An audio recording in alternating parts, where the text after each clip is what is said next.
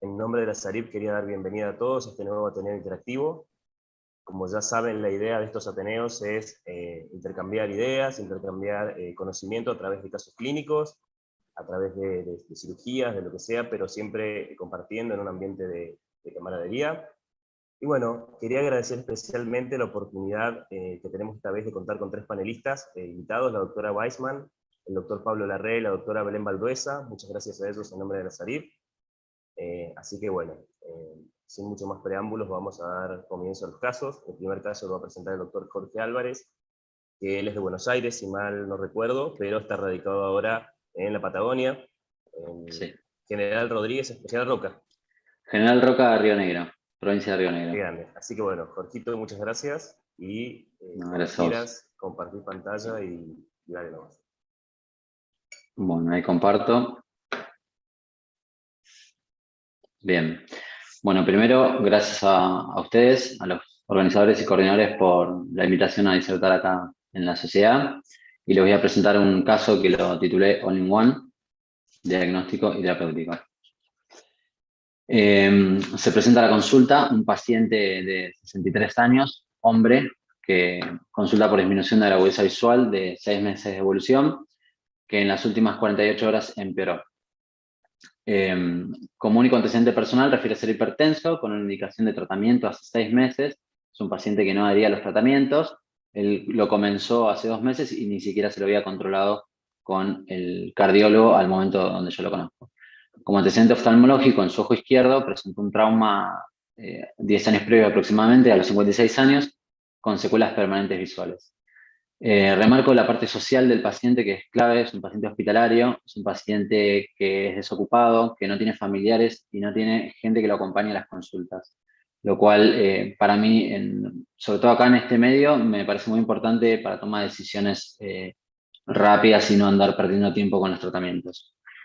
En el examen oftalmológico, presenta en su ojo derecho una agudeza visual de cuentadedos a 1 metro, en el segmento anterior de ese ojo derecho, una cámara formada, fáquico con una catarata nuclear de una cruz, reflejo fotomotor conservado, no presentaba de par, no presentaba negocios en el iris, la presión se encontraba en 18 milímetros de mercurio, y en el fondo de ojos de ese mismo ojo se observaba un hemovitrio crónico reagudizado que dificultaba ver con detalle el segmento posterior.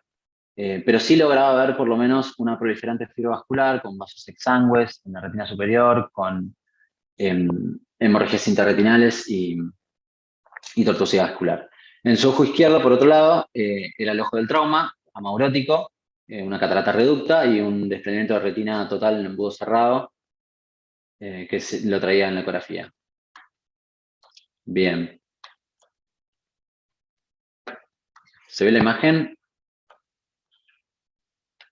No, no se ve la imagen, se ve solamente Ahí la va. conducta inicial. Ahora sí. Ahí se ve la imagen, bien. Bueno, por esto, ante la sospecha de un cuadro exclusivo vascular, más su antecedente de hipertensión arterial, sí le solicita una interconsulta con su cardiólogo del hospital y le realiza una retinografía color, que pueden ver la imagen, lo turbia que se ve por la presencia del hemorragia. Haciendo un realce de brillo y contraste con el Photoshop, más los cuadrantes superiores, que son los que mejor se ven en los hemovitrios, se logra ver esta imagen, que con un poquito más de zoom, ahí se puede ver aproximadamente esa proliferante que les comentaba que tenía. Por otro lado, le pido un OCT y me encuentro con esta patología de la interfase, con la dificultad de ver todos los cortes, ¿no? Fíjense cómo había cortes donde se veía muy bien y cortes donde se veía muy mal. En este corte, sobre todo en el de arriba a la izquierda, se puede ver una patología de interfase, un agujero macular de espesor completo, con estos puntos hiperreflectivos en el vitrio, una línea de perfil anterior hiperreflectiva, y se pueden ver en los bordes del foramen, después lo muestro con más detalle, una presencia de una región isorreflectiva rodeada de 2 líneas hiperreflectivas. Ahora voy a explicar un poquito de eso. Entonces, ante el rol social del paciente, que les comentaba, un cuadro vascular en un paciente con un hemovitrio, con una proliferante fibrovascular, ojo único, y con un agujero macular de espesor completo, el tratamiento propuesto, ahí corre el video. Sí, fue una facovitrectomía. Ustedes lo ven, ¿no? Sí, se ve. Sí, sí, sí. Bien, Ahora, perfecto. Se ve perfecto. Perfecto. Entonces el plan quirúrgico fue hacer una facovitrectomía con un peeling de membrana limitante interna, un intercambio de fluido-aire con gas y posicionamiento, ¿no? Ahí se puede ver en el video, como vieron al principio, que después de la colocación de la lente intraocular y la facomulsificación, hago una vitrectomía central y una vitrectomía completa, periférica, lo más completa posible. Luego realicé ahí la tinción con triamcinolona, donde puedo evidenciar la hialoides posterior, que permanece adherida a esa proliferante fibra vascular, y en otras zonas no. Cuando lo retiro hay un pequeño sangrado que es fácilmente controlable. Y acá, intraoperatorio, se puede ver más con más detalle lo que quise mostrar en la retinografía. Pueden ver que esta es la de mi retina superior y está absolutamente ocluida vascular, ¿no? Con la proliferante tendiendo hacia ese lado desde el nervio óptico. Luego de esa tinción con triamcinolona y el desprendimiento vítreo, hago una tinción con azul brillante y el pelado de la membrana limitante interna. Acá remarco lo que les mostraba en el OCT, que se puede ver ese halo amarillento durante todo no sé si se ve bien la imagen, pero se ve un halo amarillento rodeando el borde del agujero macular, que no solo es por la presencia de los quistes de degeneración quística característico de un agujero macular, sino también la presencia de esa línea que les mostraba en el OCT, que ahora les voy a mostrar un poquito más. Hago un recorte con el vitrectomo de esa membrana limitante interna, rodeando este agujero macular sin sacarla del todo, y después hago un intercambio fluido-aire. Este intercambio fluido-aire lo hice más que nada para ver retina periférica y poder hacer la fotocoagulación. Luego con esa cánula, que es una cánula siliconada de 23G, la vitrectomía fue 23G, y ahí se puede ver cómo me extiendo más a periferia con el láser, haciendo toda la fotocoagulación de la M-retina superior. Bien, ahí termino de hacer el láser y luego hago el intercambio de nuevo con aire de lo que me restaba de aire. Después el intercambio con SF6 al 20%, y acá se pueden ver los resultados a los 21 días en un cierre completo del foramen con una agudeza visual de 4 décimas. No se hizo los CT en ese momento porque, como les dije desde el principio, un paciente rebelde, difícil de controlar, pero sí vino a los 3 meses y se puede ver a la derecha, que es el control postquirúrgico, se puede ver cómo presenta el cierre completo del foramen macular y una agudeza visual de 7 décimas. Un poco para cerrar de lo que se trató este caso y qué aprendizaje me dejó a mí. Primero, que se trata de una oclusión venosa hemicentral de la retina. Esto es una descripción característica realizada en el 80 por Jaire, quien dijo y descubrió a través del análisis de los nervios ópticos que habían casos de la población normal no ocluida que tenían en un 20% dos venas retinianas centrales que drenaban en un tronco común. No sé si ahí se ve el mouse, pero sería este el tronco común, y acá estaría la vena retiniana superior y la inferior. Esto sería, a diferencia del resto de la población, del 80%, en el cual hay un solo tronco que drena el prelaminar, el afluente venoso de la retina, ¿no? Este cuadro, ¿por qué se intenta describir hemicentral y diferenciarlo de este otro que es hemisférica? Justamente porque las hemicentrales son oclusiones que comparten características fisiopatogénicas y también características clínicas con la oclusión venosa central de la retina. A diferencia de la hemisférica, que es un cuadro muy similar en cuanto al territorio interrumpido de su afluente venoso, que es el territorio o superior o inferior, pero en este caso sería por un cruce arteriovenoso cercano al nervio óptico. Sería una vena retiniana superior que se ocluyó, pero comparte ya características de pacientes con cruces arteriovenosos. Por lo tanto, las proliferantes, en vez de ser más tendiendo hacia el nervio óptico, como me pasa en mi caso, van a ser más tendiendo a un cruce arteriovenoso. Otra asociación diferente que tienen, por ejemplo, este es un metaanálisis muy interesante que analizó todos los glaucomas en las oclusiones de venas de todos los trabajos que dan de vuelta, y los reagrupó en un metaanálisis y demostró la asociación entre glaucoma y oclusión de vena central de la retina y glaucoma en las de rama, evidenciando que había más asociación en las de vena central.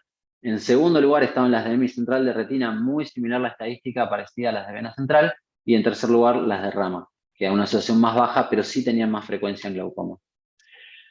Respecto a esto es lo que más creo que nos interesa, porque justamente uno lo que quiere saber siempre es, bueno, listo, tenés una oclusión, ¿es isquémica? ¿Es no isquémica? ¿Qué probabilidad hay de que haga un glaucoma neovascular? ¿Qué probabilidad hay que haga una proliferante fibrovascular, un hemovitreo, como en mi caso, por ejemplo, o un agujero macular?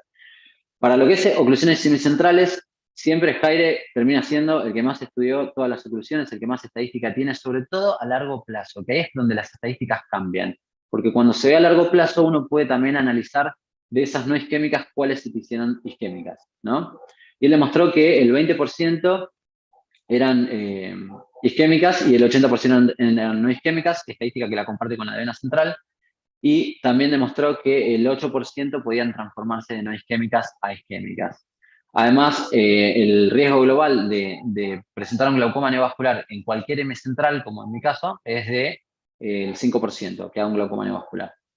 Estos trabajos los dejo ahí para que después los miren, son muy interesantes. Respecto a la asociación que ocurre acá entre agujero macular y oclusión de venosa hemirretiniana, hay dos trabajos que quiero remarcar. El que está arriba es un trabajo japonés que se publicó en el 2020. Encontró en un reporte de caso un paciente que tenía un agujero macular espesor completo con una oclusión hemirretiniana superior, parecido al mío, pero no tenía ni la proliferante fibrovascular, no tenía hemovitrio, no era ojo único, ¿no? O sea, hay cosas distintas que podemos remarcar. A diferencia de mi caso, ellos lo trataron con fotocoagulación del área isquémica más AINES tópicos y tuvieron un cierre completo del foramen sin haberlo operado. ¿Pero por qué lo presento este caso? Porque pueden ver arriba a la derecha que en este, primero el agujero de ellos es un agujero de tamaño más chico, el mío no está medido porque fue pedido en un centro ajeno donde yo lo atendí. Pueden ver esta reflectividad, isoreflectividad rodeada de dos bandas hiperreflectivas, lo que corresponde a una proliferación epirretiniana. En mi caso se dificulta verlo, pero se ve muy bien clínicamente en intraoperatorio.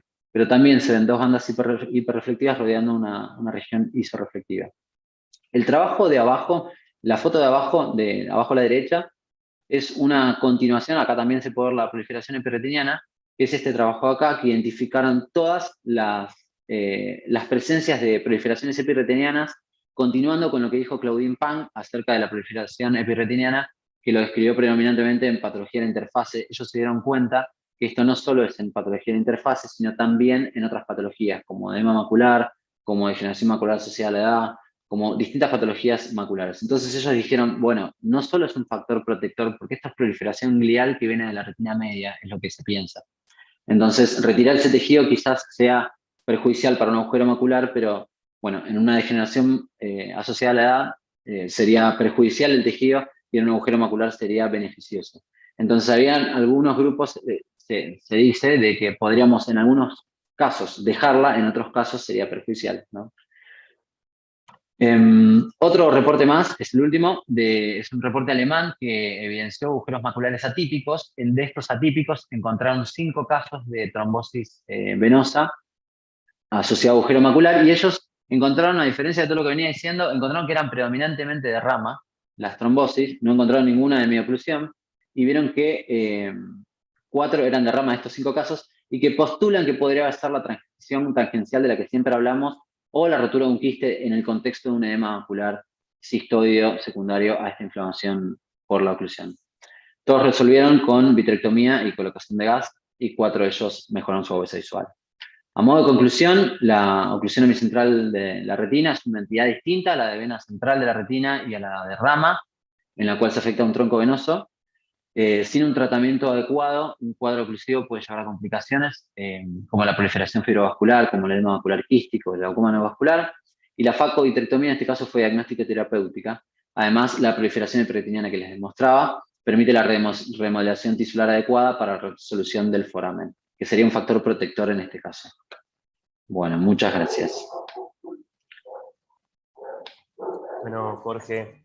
Dejo de compartir, así charlamos. Dale, si querés dejar de compartir. ¿Alguna pregunta? Sí, quería preguntar a los panelistas que si hubieran hecho la misma técnica que Jorge, si han visto casos así, si creen que hay asociación entre el agujero macular o fue solamente mala suerte. Yo hubiera hecho exactamente lo mismo. Creo que sí hay asociación. Lo que no me queda claro en tu explicación es cuál es la fisiopatología. Si la tracción que hace el agujero, entonces mejor sacar la tracción tangencial, que es lo que creo que pasa, o es mejor dejarla. ¿Vos qué opinás? Claro, yo hablaba de dos conceptos distintos. Primero, la fisiopatogenia que se piensa que no se sabe, que es la tangencial dentro de lo inflamatorio, y la hialoides y la limitante interna, y también el componente de la hialoides con la tracción que se suma a una proliferante en mi caso. Pero además yo demostré otra cosa, que es la proliferación epirretiniana. La proliferación epirretiniana es tejido glial que está cerca del borde del foramen, la cual sería protector del resto. Por eso la extracción de la limitante no es completa, y es solamente hasta los bordes. De paso, quiero agradecer a Pablo Cazón, que fue el que se dio cuenta de eso y me lo marcó. Pero vos hoy en día, ¿le sacarías todo o si tuvieras que volver a operar paciente? Yo esto me da el aprendizaje de tratar de identificar esas proliferaciones epirretinianas y en algunos casos de agujeros chicos donde le sacaría la limitante completa, dejarle ese penachito como lo dejé en la cirugía. Ese sería el concepto que me dejó este caso. Lo único que te diría, yo creo que se lo sacaría igual todo. Es verdad que el paciente es hombre, ¿no? Y un agujero macular uno piensa que es más traumático, pero yo le sacaría todo el limitante igual. No sé qué opina el resto. El resto, perfecto, haría exactamente lo mismo, me encantó el caso. Pero no sé si pelearían toda la limitante o no. Realmente muy bueno el caso y muy bien la cirugía. Realmente creo que era difícil el caso, ojo único, realmente interesante. Yo creo que como Ezequiel sacaría todo, o sea, lo más que pelaría y sacaría todo porque, por la atracción, por todo, pero muy bueno el caso. Y es difícil, realmente el diagnóstico ya era difícil, el OCT con esa hemorragia vítrea y darte cuenta de la proliferante. Realmente muy bueno el diagnóstico, muy bueno el tratamiento. Yo creo que ha sido muy agresivo, como nos decía el doctor Don. Cuanto más agresivo el caso, más agresivo hay que ser, porque si no, te come y ese paciente hubiera quedado ciego, ya tiene un ojo ciego, realmente le salvaste la vida. Bueno, ¿Alguno gracias. hubiera considerado dejarlo con aceite de silicón? Buenísima pregunta. Yo no. No, yo tampoco. No, tampoco. Yo tampoco. Yo he visto membranas epirretinales asociadas a trombosis venosa, agujero macular no, y en realidad también uno piensa si antes tuvo un edema macular y después tuvo un agujero macular o no, no lo vamos a ver nunca. El tema de dejar el borde de la limitante ahí, por ahí es lo que hacemos cuando tenemos un agujero grande y dejamos un flap, dejamos el bordecito ese. O sea, por ahí no es mala idea dejarlo cuando identificas esta proliferación ahí. Yo creo que sí, hacer un buen láser en la periferia, porque si no después vas a terminar con un edema macular, que es lo que hiciste, me parece muy adecuado, y después dejarlo con gas, sabiendo que a este paciente lo vas a tener que dejar internado, pues si no le complicas mucho la vida, porque no va a poder manejarse solo si vive solo en su casa. Perfecto. Perfecto, por eso va a colación de la pregunta de aceite que hicieron recién y está bueno, porque como remarqué al principio, yo conseguí que esta persona la acompañe a alguien en el postquirúrgico, por eso no se internó y por eso se usó gas. Si hubiera usado gas igual, si no se internaba, como decías. Nosotros tuvimos un caso parecido en Corrientes, dos en realidad. Uno se le dejó con gas, que no recuperó visión, pero anduvo bastante bien.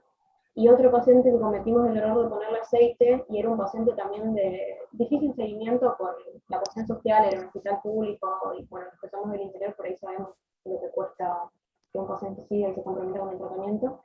Y la verdad que ponerle aceite es pésima idea. Se emulsificó, volvió con el aceite emulsificado. Sí, sí, terrible, emulsificado, la presión por las nubes, y terminó con el ojo ciego por la presión, porque se perdió y volvió 10 meses después. Sí, además, imagínate que está demostrada la migración de partículas de aceite intrarretinales. Ya hay trabajos de eso. Imagínate con un agujero macular postquirúrgico. Sí, no, fue pésima la decisión. Este paciente aparte tenía un DR asociado, fue por eso la decisión de aceite, pero aceite de 5000 que es más pesado, pero aún así pésima decisión. Una acotación más. Lo otro que yo por ahí no hubiera hecho es un OCT preoperatorio, porque ya el hemovítero te justificaba la mala visión. Entonces yo no sé si todo el mundo le hubiera hecho un OCT preoperatorio. Eso... Pero te ayudó mucho al plan quirúrgico. ¿Cómo? Claro, bueno, Que justamente. te ayudó mucho al plan quirúrgico. Totalmente, pero si vos... Yo siempre intento, No sé si vos sospechaste el agujero macular o te llamó algo la atención la visión que tenía con la visión cercana, o puedes tomar algo o no, pero yo en un caso así creo que no le hubiera hecho un OCT prequirúrgico y me hubiera cambiado la cirugía. Eso es algo Yo el que único está caso... pensando de vuelta, ¿no? Por eso te digo, Ezequiel, muy bien estudiado. Dale, Pablo.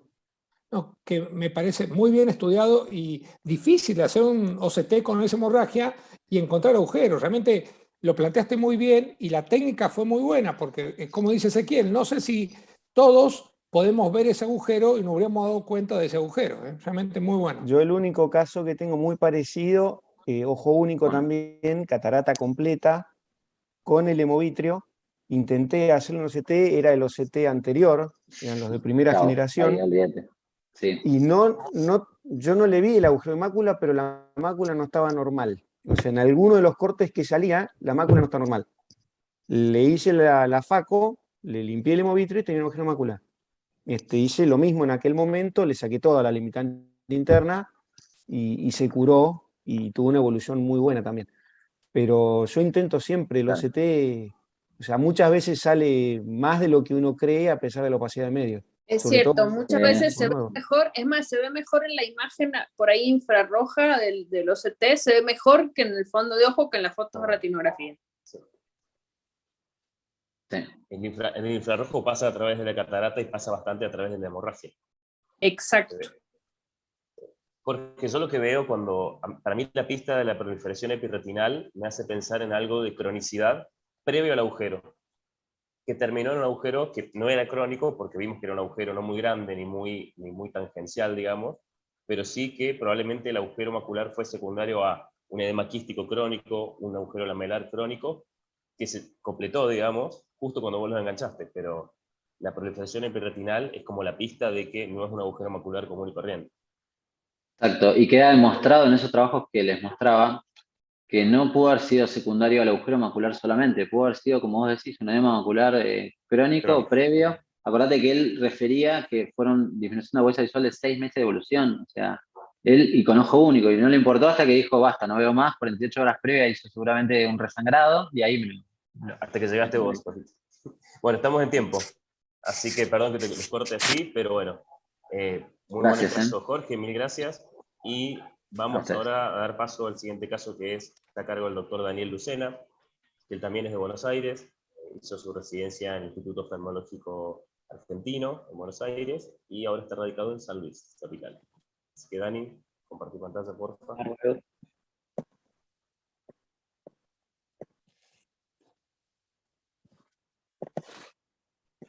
A ver si se escucha bien, Dani. Ahí estamos, ¿me escuchan bien? Sí. Genial. Bueno, muchas gracias por la invitación y por la posibilidad de presentar acá en este Ateneo de Sarif. Nunca había presentado nada en uno de estos Ateneos, así que bueno, muchas gracias.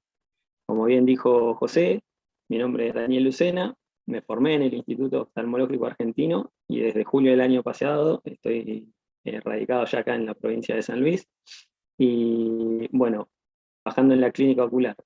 Este caso, que lo llamamos destellos en la sombra del COVID, del SARS-CoV-2, hicimos el seguimiento junto al doctor Manuel Ortego, que es especialista de retina, está en la provincia de Mendoza, el cual inicia así.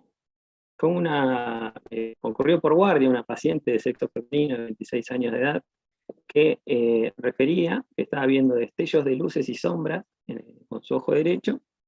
Y esto es importante porque la paciente, digamos, como antecedente de relevancia personales no tenía ninguno, pero sí, en el mes de noviembre, esto fue en febrero, la paciente tuvo que realizarse una triple corona con láser argón por un desgarro de la retina y se le dieron pautas de alarma. Dentro de esas pautas de alarma se le dijo, bueno, obviamente, si empezamos con mioesopsias o fotopsias, volvete por guardia y de todos modos vamos a ir haciendo un seguimiento de que esto vaya cicatrizando. La paciente justamente consulta por ver destellos de luces y sombras. Dentro de la anamnesis, la paciente refiere que había sido vacunada con la dosis de refuerzo, la tercera dosis, 2 semanas antes, un poquito más de 2 semanas antes. Se hace todo el examen físico, tenía una agudeza visual de 10 décimas, tanto la biomicroscopía como el fondo de ojo estaba dentro de parámetros normales, no tenía de par, y bueno, siendo que la paciente refería que estaba viendo sombras, decidimos, bueno, está viendo 10 décimas, está la retina bien, vamos a pedirle un campo visual computado como para asegurarnos, más que nada, quizás pensando más en una patología neurooftalmológica. Y el campo visual, la obra social se lo tenía que autorizar, no se lo llegó a autorizar en el momento, entonces terminó concurriendo por guardia a los 4 días, diciendo que había perdido la visión directamente del ojo derecho, que la constatamos. Tenía en el ojo derecho una visión de cuentadedos a 3 metros y en el ojo izquierdo una agudeza visual de 10 décimas. A la biomicroscopía ahora sí tenía algunas células en vitrio anterior, y lo curioso era que presentaba un defecto pupilar aferente relativo positivo en ese ojo derecho. Al fondo de ojo, ¿qué era lo que podíamos evidenciar? En el fondo de ojo se evidenciaron lesiones múltiples, blanquecinas, en el polo posterior, rodeando la fovea en la mácula y entre las arcadas vasculares, con un mínimo edema del nervio óptico. En el ojo izquierdo estaba completamente dentro de parámetros normales. Entonces, se le explica a la paciente que como diagnóstico presuntivo pensábamos en un síndrome de puntos blancos evanescentes múltiples, debido al antecedente de esta vacunación 3 semanas antes de que ocurra la primera vez, y a esto que se evidenciaba en el fondo de ojo. Todo esto en la primera parte ocurre acá en la provincia de San Luis. Le pido a interconsulto con Emanuel Ortego, que se encuentra en la provincia de Mendoza, y decidimos hacerle una RFG, una autofluorescencia, como para hacer un diagnóstico un poco más certero. Estas imágenes obviamente son de la RFG, o sea que esto fue a los 4 días de la consulta y del fondo de ojo que yo veo. Cuando yo leo el fondo de ojo eran lesiones un poco más notorias en el ojo derecho. Acá podemos ver en la negrita cómo se evidencian un poco más esas lesiones, y en la RFG, tanto en tiempos tempranos como en tardíos, se puede llegar a ver que estas lesiones eran hiperfluorescentes, ¿sí? Y con una característica que dicen que es en corona rodeando a la fovea. La autofluorescencia también, se llegan a ver estos mismos puntos, eran hiperfluorescentes, y esa difusión del nervio óptico.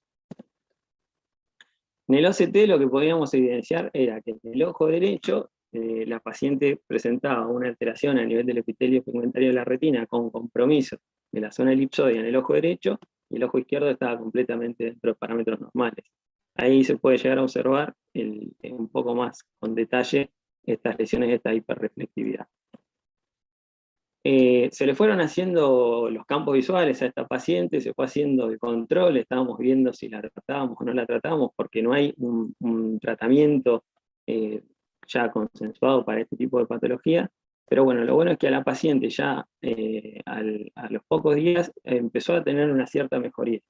Con respecto a la biomicroscopía, por ejemplo, ya no tenía células in vitro anterior, la agudeza visual de a poco empezó a recuperar, pudo hacer este campo visual, que es lo que podemos evidenciar. Quizá lo más característico de estos casos es ese aumento de la mancha ciega. A la semana siguiente fue mejorando la visión también, ya en vez de 1 décima estaba en 3 décimas, con esa mejoría a nivel del campo visual, y ya para cuando estaba viendo 5 décimas era muy chiquitita esa alteración del campo. Al día de la fecha, la paciente presenta una agudeza visual de 10 décimas, o sea, mejoró completamente, el fondo de ojo está dentro de parámetros normales, y el OCT justamente también mejoró un montón, ¿sí? Ya no se observa esa hiperreflectividad, hay alguna zona muy pequeña que puede todavía estar alterada, pero está prácticamente dentro de parámetros normales. Nos pusimos a buscar un poco de bibliografía acerca del diagnóstico, más que nada del síndrome de puntos blancos evanescentes múltiples, y encontré este trabajo, que lo hizo el grupo de estandarización de la nomenclatura de uveitis, en el cual describe los criterios de clasificación como, primero que nada, obviamente que el paciente tiene que tener esas lesiones blanco-grisáceas y una granularidad a nivel de la mácula, más lesiones hiperfluorescentes en la RPG en tiempos tardíos, o lesiones hiperreflectantes en el OCT a nivel del epitelio pigmentario de la retina con compromiso de la zona elipsoidea. Y algo que llamaba la atención era que no tenía que tener inflamación en el segmento anterior, o una mínima inflamación, en este caso, en nuestro caso fue en el vitrio anterior. Obviamente que si el paciente tiene un cuadro de sífilis o de sarcoidosis, o tiene inicio bilateral muy abrupto, se descarta esto y lo excluye en el diagnóstico. Este es otro trabajo que lo que hicieron en este trabajo fue estudiar 111 casos de supuestos diagnósticos de síndrome de puntos blancos evanescentes múltiples. Hicieron una revisión tanto de la historia clínica como de las imágenes y terminaron descartando más de 29 casos de estos que no eran síndrome de puntos blancos evanescentes múltiples, sino que era otro tipo de uveitis, ya sea sífilis, sarcoidosis, etc. Entonces, quizá con lo que más me quedo de este trabajo justamente es este cuadro en el que se mostraron las características más comunes de este tipo de cuadros. Y justamente nuestra paciente tenía, si lo comparo, es prácticamente positivo en los puntos blancos en el fondo de ojo, la alteración a nivel de la RPG y la autofluorescencia, el aumento de la mancha ciega en el campo visual, como que termina siendo poco discutido, si se quiere, porque en un momento lo habíamos discutido bastante, se pensó en una SOR, se pensó en otro tipo de patologías de retina, pero bueno, al ver retrospectivamente que la paciente mejoró la visión, que no tuvo ningún área de atrofia ni nada, terminamos pensando definitivamente que había sido un síndrome de puntos blancos evanescentes múltiples. Con respecto a una búsqueda bibliográfica que también hicimos con respecto a lo que es el COVID y la vacunación del COVID con estos cuadros, este es un caso que se reportó el año pasado en Japón, que es una paciente que era una enfermera. Después de la segunda dosis hizo un supuesto caso de síndrome de puntos blancos evanescentes múltiples que quizá cuando uno lo lea el caso lo descartaría, quizá un poco porque justamente la paciente esta la describen de un inicio bilateral, agudo y con mucha inflamación en el segmento anterior al punto que le tuvieron que dar corticoides, que si pensamos en los criterios que describíamos recién, nos formaría parte de este cuadro. Este también es un reporte de caso, también del año pasado en el Reino Unido, de un paciente ya no con la vacuna, que sino durante el periodo del COVID, siendo convaleciente, tuvo este cuadro. Y estos dos, este es un trabajo que se hizo en Italia, y este es un trabajo que se hizo en Israel, que ya no estudian solamente el síndrome de puntos blancos evanescentes múltiples, sino que estudiaron diferentes patologías que se pudieron desencadenar después de la vacunación, desde, recién hablamos un poquito en el detrás de escena, desde oclusiones vasculares, cómo se descompensaron Graves, y describen en Italia 3 casos de síndrome de puntos blancos evanescentes múltiples, y en Israel 2 casos más. Y un poquito más acá, cerca de nosotros, en Brasil también hubo un caso más. Realmente no hay muchos más casos, debe haber descrito 7, 8 casos más, pero bueno, teniendo presente esto, como conclusión, si bien es inusual, este síndrome puede llegar a ser parte de las complicaciones ya sea del COVID o de la vacunación contra el COVID. Para mí es súper importante lo que es el diálogo y darle bien las pautas de alarmas con el paciente, hablar, dedicarse un poquito más, porque en definitiva esa paciente la primera vez que consulta fue por las fotopsias, no porque nosotros vayamos a pensar en este cuadro, sino por las fotopsias que la paciente ya previamente había tenido por su desgarrito en la retina. Y sin lugar a dudas, hoy, en tiempos de vacunación, donde se vacunó todo el mundo, si un paciente concurre por guardia refiriendo fotopsias, es más que importante, si el fondo de ojo está completamente normal, uno no ve tracciones, no ve desgarros, no ve agujeros, ni nada, interrogar y preguntar bien acerca de la vacuna o si tuvo algún cuadro viral, ¿sí? Ya sea del COVID, una influenza o lo. Muchas gracias. Gracias, Dani. Muy interesante el caso y muy bien documentado. Felicito. Así Gracias. Quería ver si los panelistas tenían algún comentario, han tenido casos parecidos. La verdad que coincide bastante la edad de presentación, cómo se presentó con el síndrome de puntos blancos. Es verdad que es raro. Yo por lo menos no he visto ningún caso así, más que alguna neuritis o una paresia que lo vemos en el hospital, pero coincide bastante. Me parece ¿Con cuánta visión consultó Dani, que me olvidé? En el primer momento, cuando solamente refería fotopsias y veía como sombras, como me refería a ella, la paciente, ahí estaba viendo 10 décimas. A los 4 días ya pasó a tener, o sea, es muy importante que sea abrupto, ya pasó a tener una visión de cuentadedos a 3 metros.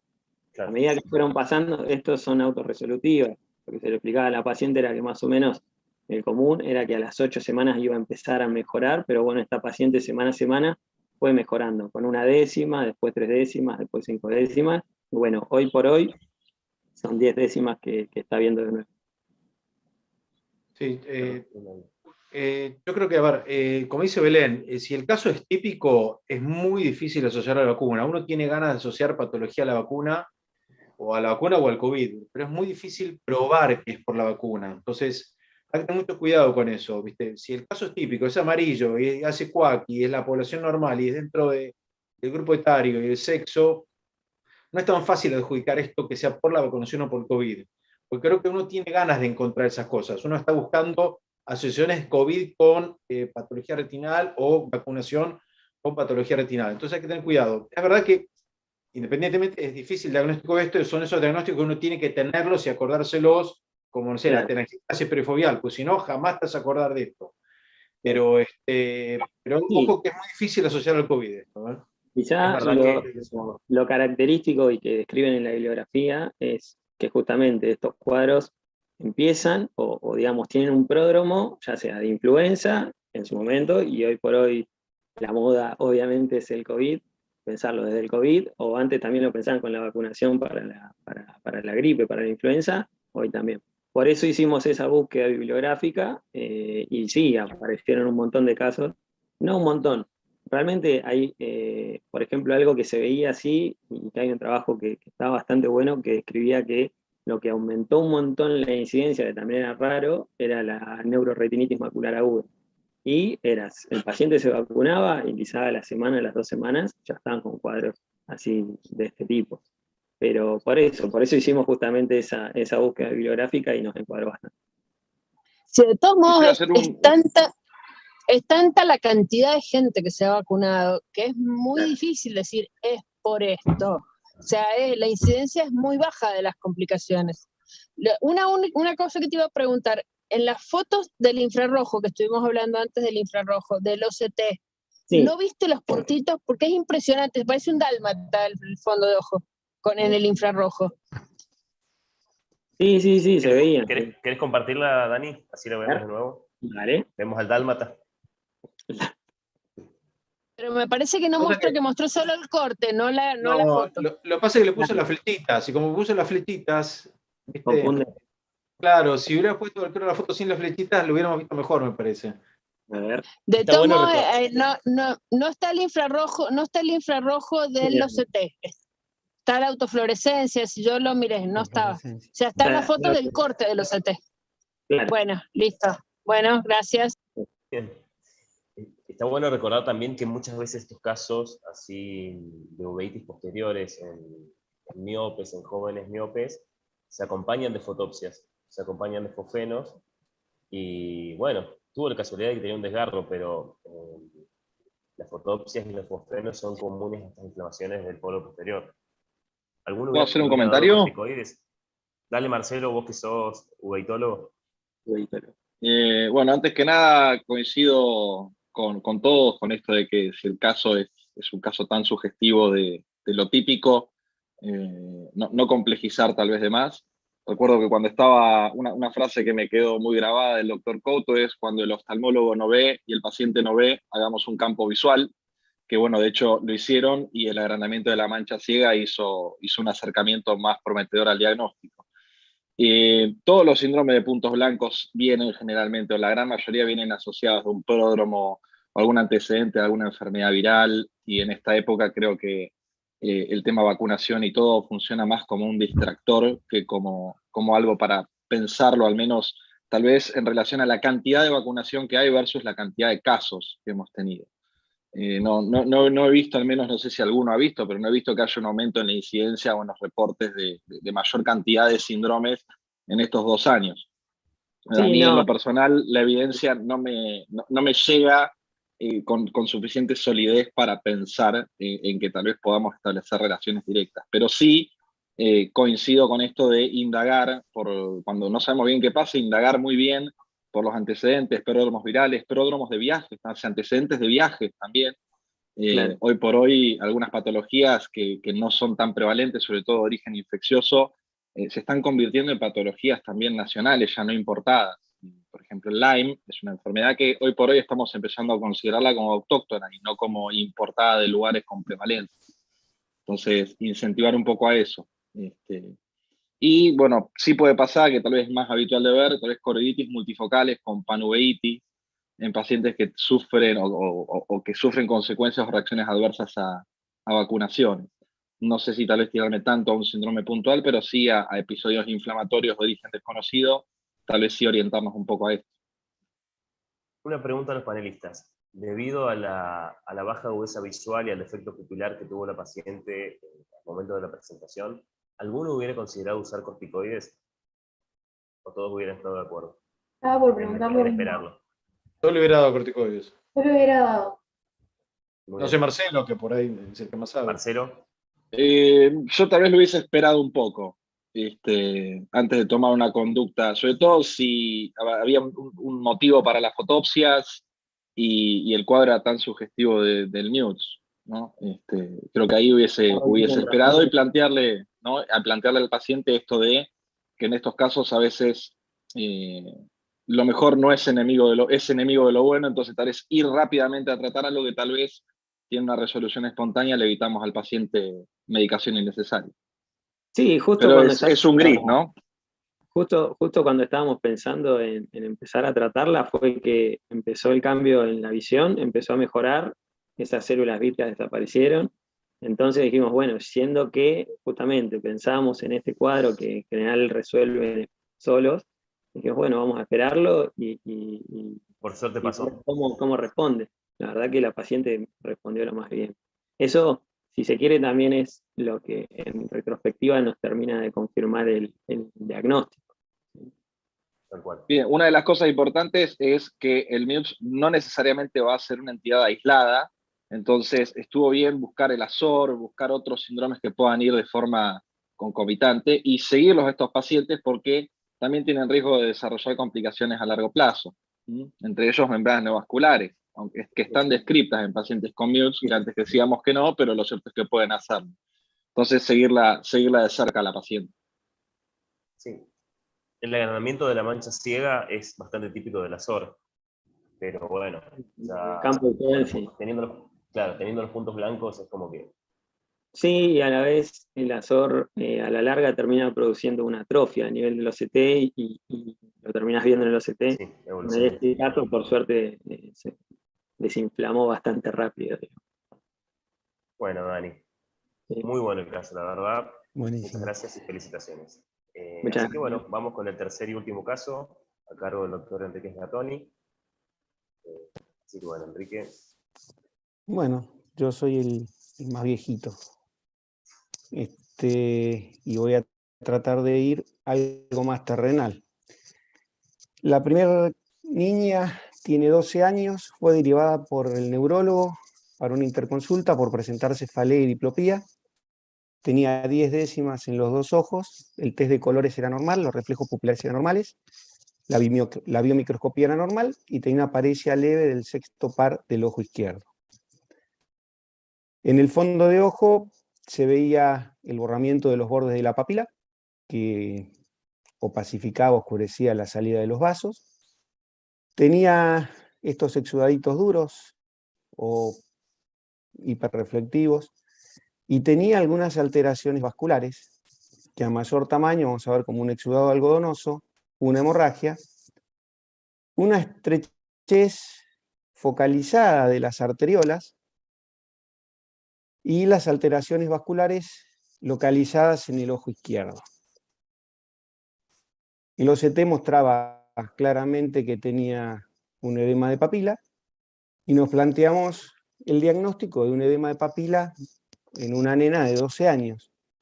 Esto es del Focal Point de la Academia de este año, del 2022, donde nosotros descartamos todo lo que sea inflamatorio, porque la agudeza visual era buena, la visión de los colores era buena, no tenía defecto pupilar, con lo cual nos inclinamos por un edema de papila sin disfunción del nervio óptico y nos encaramos a buscar estas causas que están acá, si bien en el Focal Point, como después vamos a ver, en ningún momento nombra la presión arterial como una causa de edema de papila. Bueno, directamente mandamos a la nena a la guardia del hospital y a las poquitas horas con el laboratorio nos dice, mira, tiene una insuficiencia renal crónica con una hipertensión arterial muy severa, quedó internada en terapia con tratamiento endovenoso con levodopa, respondiendo perfectamente a la medicación, y el diagnóstico definitivo por tomografía y por el centellograma fue una enfermedad renal crónica secundaria a una displasia renal. Con lo cual, el diagnóstico nuestro fue una hipertensión arterial secundaria a hipertensión arterial. Y vuelvo a insistir, en el focal point, la hipertensión arterial no está descrita como una causa de edema de papila bilateral, y menos en niños.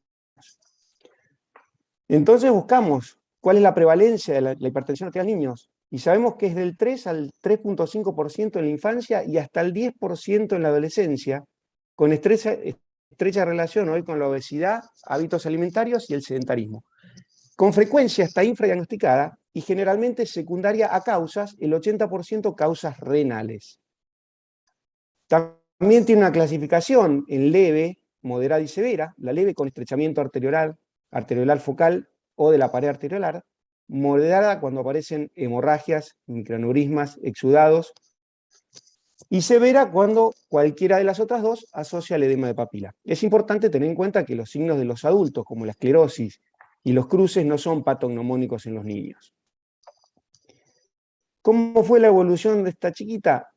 Evolucionó bien con el tratamiento, fue mejorando su edema de papila, y hoy el aspecto del fondo de ojo es un fondo de ojo absolutamente normal, con 10 filas de visión, con su tratamiento por su enfermedad de base.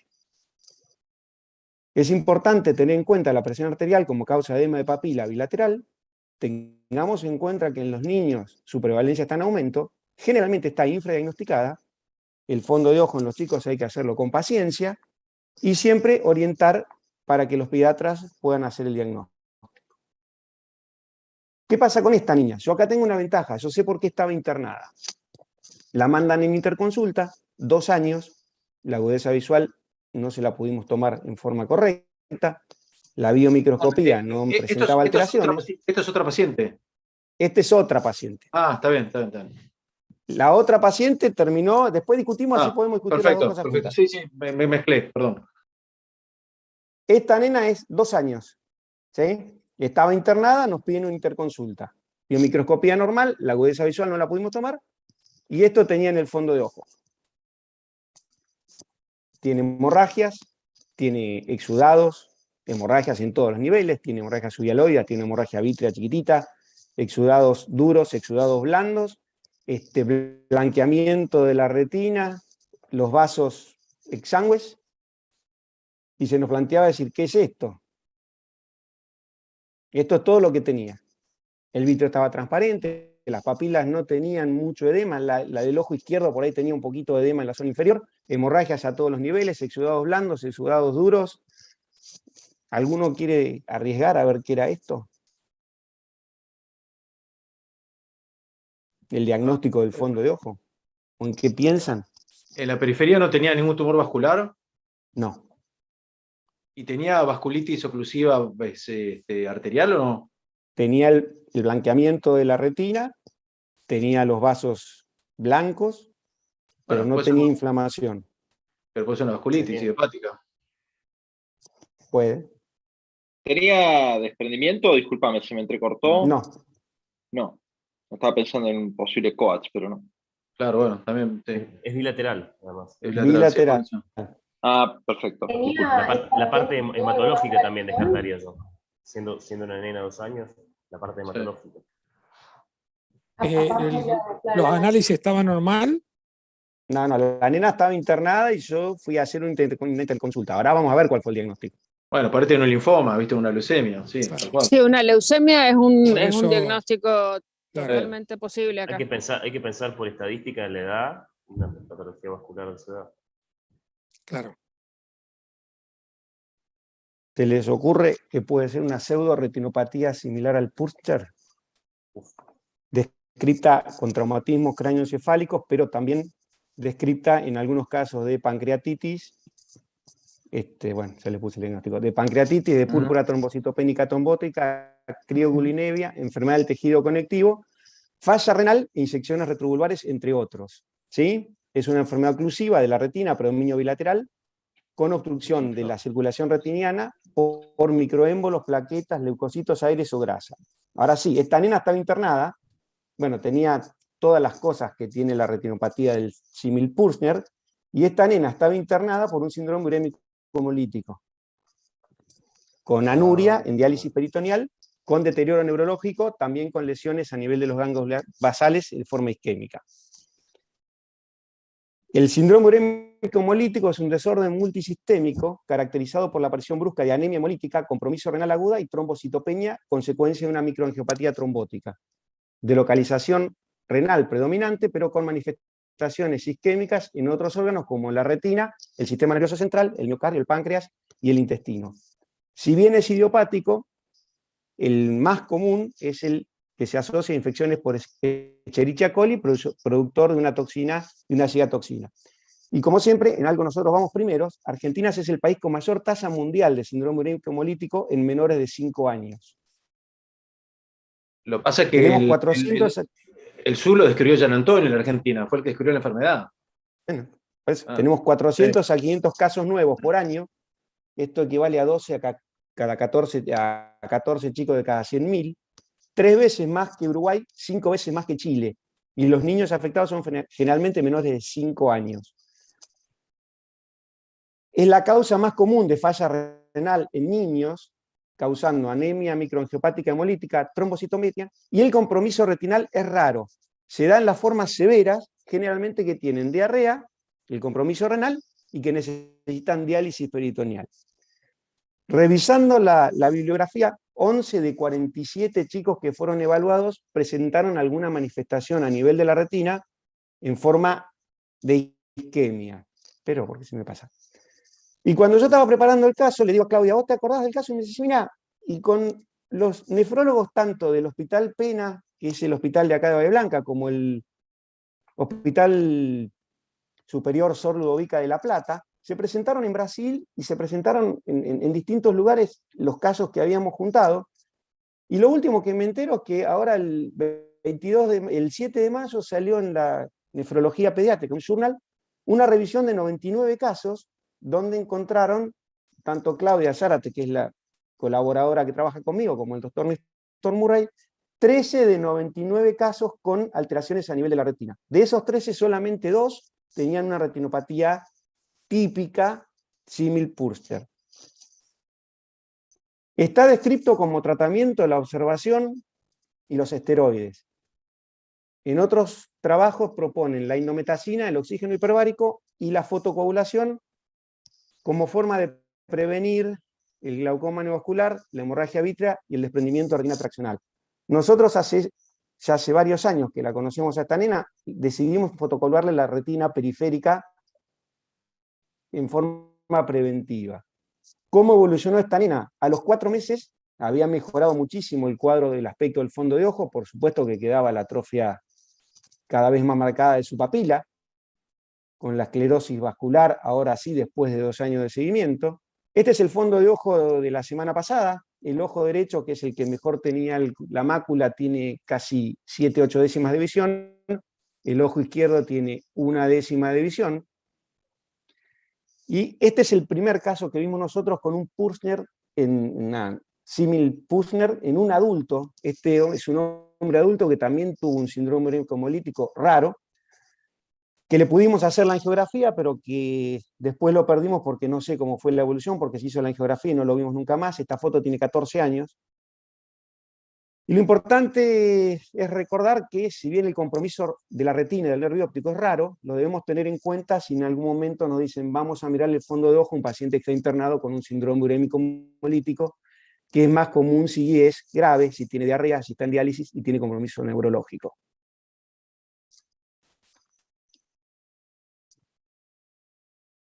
Ahora sí, los escucho. Muy bueno, Enrique. Muy interesante. Salí de la presentación, ¿no? Qué bárbaro. ¿Tenés idea, porque era re chica la paciente, 2 años, de cómo se lo contagió?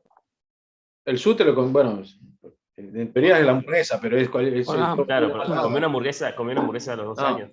Eso Es No, la pero carne no, mal cocida. no solamente la Claro, carne, lechuga, tomate, todo, no No, solamente la bueno, carne. Enrique, ¿por qué no Tal cual, sí. descompartías y nos vemos? dale. Yo me creo quedé que con hoy el primer caso en que día hay un quería poco... preguntar. El primer caso, porque vos decís que no está en el, no sé dónde, en el focal point, dijiste la idea del diagnóstico de cómo es de hipertensión arterial. Pero no pensaste que podía ser, primero es muy bien ver las lesiones retinales, eso tenés que verlas bien, que cuesta tener paciencia, pero ¿no pensaste que podía ser una neuroretinitis, por ejemplo, idiopática de Leber? Con Sí, edema pero no tenía, bilateral, y tenía sí, pero no exudaditos. tiene, está bien, pero tiene muy buena agudeza visual, Y sí, no pero el tiene Leber tiene defecto pupilar evidente, pero el Leber cuando lo no, agarrás antes o después tiene buena agudeza visual y tiene edema de papila y tiene exudaditos perinervio óptico. O sea que en realidad tenía bastante para un sí, Leber. o sea, lo pensamos. Cuando le vimos las lesiones agregadas y Pero el con Leber buena te da eso. visión, Pero el Leber te da neuroretinitis en un ojo y en el otro te da exudados periféricos. sí, sí, sí, o sea, fue uno de los diagnósticos diferenciales. Claro, para mí era más Lo un que pasa Leber. es que ahora teníamos el laboratorio que tiene insuficiencia renal crónica. No, bueno, ya sé, pero si vos miras las lesiones que tenía el exudado perinervio óptico y los exudados periféricos en el otro ojo. Sí, pero tenía tortuosidad vascular. Claro, eso solo. Tenía vasos exangües. En la foto del ojo izquierdo se ve una alteración bien vascular. Sí. Enrique, con respecto a ese caso, viendo las primeras diapositivas, la mancha esa roja y blanca, ¿no te pareció una mancha de Roth? Sí, ¿No pensaste en endocarditis? Pues también lo tenía pensamos. mucha pinta de mancha de Roth. Yo me tiré a una Parece endocarditis. una mancha de Roth típica, sí. Sí, Pero ¿y el sí, edema de papila bilateral? sí, bueno, está bien, pero la mancha de Roth me pareció eso. Cuando estabas dando el caso, me acordaba, tuvimos un caso en San Juan de una nena chiquita, embarazada, de 14 años, que hizo una gestosis gravídica y quedó en coma con un edema tremendo de retina, con un edema, un lado, un ojo tenía un edema de papila con todo y el otro un desprendimiento de retina sexuativo, y después que pasó todo el cuadro se recuperó totalmente. Le pusimos manitol, todo y Sí. zafó. Es más, no la conocíamos de lo chiquita que era cuando salió de la terapia. Sí, sí. Nosotros, a mí cuando la doctora me muestra las fotos del edema de papila, yo lo primero que hice fue mirar lo otro que tiene, o sea, no el edema de papila, sino que me llamó la atención más la alteración vascular que el edema de papila. Nosotros la vimos sin ningún diagnóstico y por eso la mandamos a internar, y con el laboratorio enseguida salió que tenía enfermedad renal crónica. O sea que eso nos facilitó y la presión por las nubes. Pero Belén, sí, pensamos todo. quería preguntarle a la doctora Belén Balduesa, ella está en el Hospital Garrahan, si no me equivoco. Sí, sí. Si tenías algún comentario para hacer, si has visto casos parecidos. Estaba así, estaba pensando en eso. Tenemos en el hospital, bueno, por lo general estos chicos a nosotros nos llegan como interconsultas de la sala y no los recibimos como de primera instancia porque vienen derivados por edema papila y demás. Y la mayoría de los chicos que vemos que tienen hipertensión arterial y que tienen retinopatías y demás asociadas a enfermedades renales, son chicos que están sistémicamente, los ves como crónicamente enfermos. Y es verdad que esto está como infradiagnosticado el tema de la hipertensión porque no a todos los chicos en el control pediátrico les toman la tensión arterial. Por ahí se la toman cuando ven que hay un fallo en el crecimiento, cuando son chicos de baja talla, cuando presentan otras cosas, pero es real que esto está subdiagnosticado. Y siempre que tenemos pacientes con edema de papila o sospecha de papila o alguna cosa de estas, se los pasa al hospital a un servicio de mediano riesgo, donde los estudian enteros, y la verdad que pocos de estos chicos terminaron con hipertensión arterial, y la mayoría de los que vemos son todos de la sala. Entonces por ahí como no los agarramos en el consultorio como este caso, sino ya vienen con el diagnóstico de arriba. Sí, es muy raro. Si uno busca Esta chica debutó con cefalea y diplopía, fue al neurólogo y de ahí el neurólogo la mandó al consultorio nuestro. el diagnóstico por eso de la hipertensión arterial fue después que nosotros le vimos el fondo de ojo y el neurólogo le encontró la paresia del sexto par. Igual la cefalea puede estar producida por la paresia, ¿no? Si te pones a pensar un poco al principio del caso. Sí, sí. No, pero esa edad no creo. Eso ha sido la hipertensión, ¿eh? No, bueno, pertenece al fondo, Eso, pero no, yo yendo al revés. Si vos tienes un chiquito, que lo diría el neurólogo, porque tiene cefalea, si tiene una parálisis del sexto par, sí, tiene sí, la parálisis del sexto par, tiene cefalea por eso. ¿Entendés? Estás obligado, sí, a pedir una neuroimagen. Por ahí hasta el momento en el que le tomaron la presión, viendo el papiledema y la paresia del sexto, uno pensaría más en una hipertensión endocrinal idiopática, un Claro. tumor y demás. Sí. Si lo recibimos así, uno se orienta a una sospecha diagnóstica más de ese lado, Sí. que es la hipertensión arterial. ¿Esta chica tenía aparte alguna manifestación clínica como baja tasa y demás de una enfermedad renal crónica o No. qué fue así? Hasta el momento no, y hoy con el control de su presión arterial y de su enfermedad renal, o sea que en realidad lo que están haciendo es darle los antihipertensivos, la nena tiene un desarrollo normal. Por eso también está Y bueno. la otra nena hoy tiene 8 años, nosotros tenemos 6 años de seguimiento de la nena del síndrome urémico hemolítico, tiene su alteración a nivel del desarrollo neurológico, pero también está muy bien. De esa nena, algo que iba a comentar que me parece como siempre tenerlo en cuenta, si bien no es un caso típico por el fondo de ojo, en un chico tan chiquito, que viene con hemorragias bilaterales y demás, siempre sospechar un shaking baby. Bueno, esta nena ya estaba internada y estaba con un diagnóstico de otra cosa, pero a veces Es uno de los diagnósticos que esperaba que alguno diga a ver si estaba internada por un... Quería preguntar un si estaba shaking baby. internada por algún trauma o por algo y justo dijeron lo del síndrome urémico hemolítico. Nosotros a esta nena la vimos desde la internación, o sea, la consulta fue, está internada, mírenle el fondo de ojo. En realidad, cuando dijiste que estaba internada, un poco eso, pensé que lo ibas a decir, si era eso. Bueno, ahí están pidiendo el cierre, Enrique. Sí, el cierre. Bueno, queremos agradecerle a los panelistas invitados, queremos agradecer a la SARIB. Yo voy a compartir la última imagen de mi presentación, si la tengo por acá, porque queremos invitarlos al curso de la SARIB, que va a ser en Calafate en el mes de octubre. Bueno, cerré la presentación, tiene una imagen linda. Bueno, muchas gracias a los disertantes, muchas gracias a los panelistas invitados, muchas gracias a la SARIB.